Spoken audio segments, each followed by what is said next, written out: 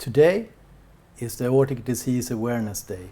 It's a day when people meet all over the world to talk about aortic diseases, to share their knowledge and to create awareness about rare aortic diseases. In 2012, I survived aortic dissection type A. After 1 month in intensive care, I was sent home from hospital without any written information about aortic diseases, not knowing if there were other people experiencing or having experienced what I had experienced. A long journey and a quest began for me to find out more about my disease and to try to find others who had survived and gone through what I had gone through. This journey led me on an amazing journey to meet professors, aortic surgeons and patients everywhere in the world. Some I met in Awareness Day events, some I met in educational events in big hospitals, others I met over social media. But all of them are people I would never have met unless I got ill in an aortic disease. I have understood that the doctors who are experts on life-saving aortic surgery often are experts actually on that part of the disease, the actual surgery, the stents, the grafts, how to perform the surgery. But the other parts of aortic disease, like if it's a hereditary disease, if it's a familial disease, how it affects your sex life, or if it brings you into a depression a few years after you survived surgery. This information is not handled by the surgeons because they only work in the surgery theater. The general physicians who take care of the survivors later in life, they unfortunately lack a lot of the information about the rare aortic diseases. They have great knowledge about a big variety of diseases, but when we talk about the aortic disease survivors, the knowledge is very limited in many cases. And this brings us to a point where awareness is very important, where we come together, teach each other, share our knowledge, and let others know what we found out about these diseases. For the survivors, there are a lot of questions that needs answers. Life after survival, psychological effects, physiotherapy, avoiding weight issues. Will I be alive tomorrow? How long will I live? Does this disease affect my family? Can my children be at risk? My siblings? Can I ever have sex again? How about physical exercise? Can I run a marathon? How much can I lift? What do I do if I start to feel very bad and move into a depression? Am I alone if I end up feeling totally miserable after having survived? All of these questions are very important for survivors. And the questions are the same, no matter where you are on the planet. Questions that needs to be answered. And often it's very good if we can answer them in writing. All these questions require many different medical professions to get answers.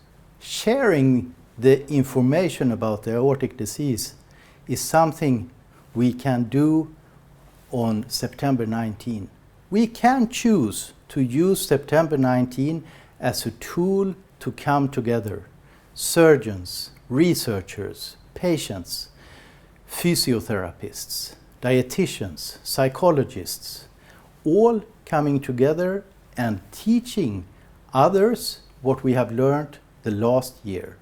Sharing information between us will increase awareness about rare and deadly aortic diseases. Please look around you, on the people around you today. Most of the people who are here today you would never have met if you didn't have an interest in aortic diseases. Some of them can turn out to become lifelong friends. Some can be very important for your professional progression. But without aortic diseases, you most probably wouldn't have met most of the people you see around you today. With increased awareness, the aortic surgeon can actually save lives not only with help of the scalpel in the surgery theater. He can also save lives of those who are still not ill by talking to the family of the patient he or she just saved through life-saving aortic surgery, and telling them that in a fair part of the cases, a rare aortic disease can also be a familial disease. And to advise them to think about this and to look at their own family history, and perhaps they should consider screening their children or siblings of the patients. This is a beautiful thing, and this is what we call prevention. And with prevention, we can save the lives of those who are still not ill.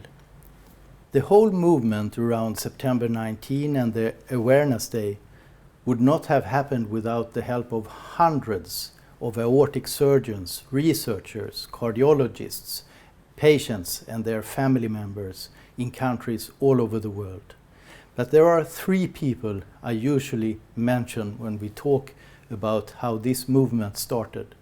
One of them is Professor Germano Melisano in Milano, Italy, who together with his surgeon friends wrote some books about aortic surgery, where they allowed us patients to give our view and express our needs for awareness and more information in the September 19 movement.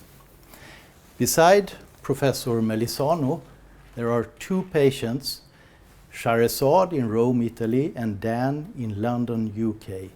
Both have been anchors in the patient movement, and they built awareness in their own countries from scratch. Without you three, September 19 would still just be another date in the calendar. Thank you. The future of the September 19 movement and the Aortic Disease Awareness Day is now in the hands of the Marfan Foundation, an amazing organization helping patients and families affected by aortic disease all over the world. Seeing the development of the awareness movement for all of us affected by aortic diseases gives great hope for the future. It will help us get even more good information in writing, more educational films, and more available information that is understandable for normal people who are not medical experts in their own languages. This is a thing that gives hope to future generations. This is a thing that will save lives of those who are still not ill by help of prevention. Thank you to all of you, and I wish you a great September 19.